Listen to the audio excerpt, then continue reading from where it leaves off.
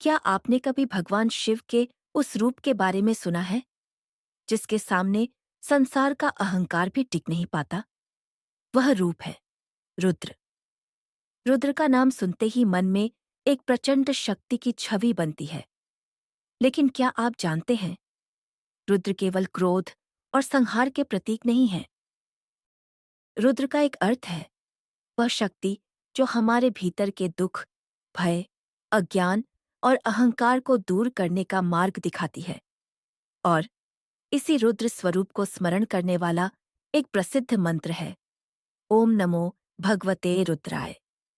लेकिन इस मंत्र के पीछे छिपा भाव क्या है?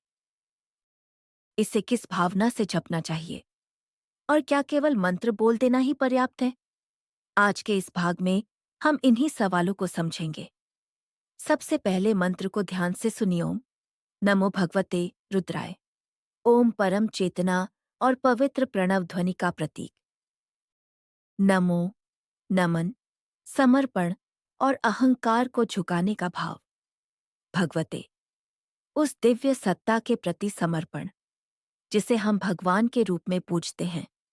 और रुद्राय, भगवान शिव के रुद्र स्वरूप को, अर्थात इसका भाव है, मैं भगवान रुद्र को नमन करता हूँ और उनके दिव्य स्वरूप के प्रति स्वयं को समर्पित करता हूँ। यहाँ सबसे महत्वपूर्ण शब्द है समर्पण, क्योंकि शिव की साधना में केवल मांगना ही भक्ति नहीं है। कभी कभी सच्ची भक्ति का अर्थ होता है, हे महादेव, जो मेरे लिए उचित है मुझे वही स्वीकार करने की शक्ति दीजिए। रुद्र की कथा से जुड़ा एक गहरा संदेश प्राचीन हिंदू परंपरा में रुद्र के प्राकट्य से जुड़ी कथाएं मिलती हैं। एक प्रसिद्ध कथा में बताया जाता है कि जब ब्रह्मा की इच्छा के अनुरूप सृष्टि का विस्तार नहीं हो पा रहा था, तब उनके भीतर से एक अत्यंत शक्तिशाली दिव्य स्वरूप प्रकट हुआ। उस स्वरूप को रुद्र कहा गया। रुद्र के प्रकट होने के साथ ही संसार ने यह संकेत देखा कि सृष्टि में केवल निर्माण ही नहीं होता, परिवर्तन भी आवश्यक होता है। जो पुराना है, जो जड़ हो चुका है, जो आगे बढ़ने से रोक रहा है, उसका अंत भी एक नए आरंभ का कारण बन सकता है। यही शिव के रुद्र स्वरूप का गहरा आध्यात्मिक संदेश है। कभी-कभी हमारे जीवन में भी ऐसी परिस्थितियां आती हैं जब हमें लगता है कि सब कुछ टूट रहा है, रिश्ते बदल रहे हैं, परिस्थितियां बदल रही हैं, पुराने रास्ते बंद हो रहे हैं और हम सोचते हैं, महादेव, मेरे साथ ऐसा क्यों होने दे रहे हैं? लेकिन संभव है कि जीवन का कोई पुराना अध्याय समाप्त होकर आपको एक नई दिशा की ओर ले जा रहा हो। यही रुद्र का संदेश समझा जा सकता है। परिवर्तन से डरना नहीं है, क्योंकि हर अंत के भीतर किसी नए आरंभ की संभावना छिपी होती है। ओम, इस मंत्र का जप कैसे करें? अब बात आती है जप की। सबसे पहले किसी शांत स्थान का चुनाव करें। यदि संभव हो तो स्नान करके स्वच्छ वस्त्र धारण करें। भगवान शिव के सामने दीपक जला सकते हैं। कुछ क्षण आंखें बंद करें, अपनी श्वास को सामान्य करें और अपने मन को शांत करने का प्रयास करें। इसके बाद भगवान शिव का ध्यान करते हुए धीरे धीरे मंत्र का उच्चारण करें, ओम नमो भगवते रुद्राय। फिर कुछ क्षण रुकें, मंत्र के अर्थ को अपने भीतर महसूस करें। इसके बाद दोबारा जप करें।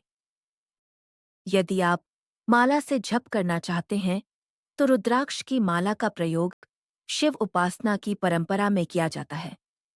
लेकिन याद रखिए, माला से अधिक महत्वपूर्ण है आपका भाव। यदि हाथ में माला है लेकिन मन में क्रोध, छल और अहंकार है, तो केवल गिनती पूरी करना साधना का उद्देश्य नहीं है। और यदि कोई व्यक्ति शांत मन से, श्रद्धा और अच्छे आचरण के साथ शिव का स्मरण करता है, तो वही जप उसके लिए आत्मचिंतन का माध्यम बन सकता है। जप करते समय इन बातों का ध्यान रखें। मंत्र का उच्चारण जितना संभव हो स्पष्ट रखें। बहुत तेज आवाज में बोलने की आवश्यकता नहीं, बहुत धीमे भी नहीं कि स्वयं को सुनाई ही न दे। अपनी क्षमता और सुविधा के अनुसार नियमित समय निर्धारित करें। कुछ लोग सुबह जप करना पसंद करते हैं, कुछ संध्या के समय और कुछ अपनी दैनिक पूजा के समय। सबसे महत्वपूर्ण है नियमितता और श्रद्धा। और एक बात विशेष रूप से याद रखिए, मंत्र को किसी निश्चित आर्थिक लाभ या चमत्कार की गारंटी समझकर न जपें।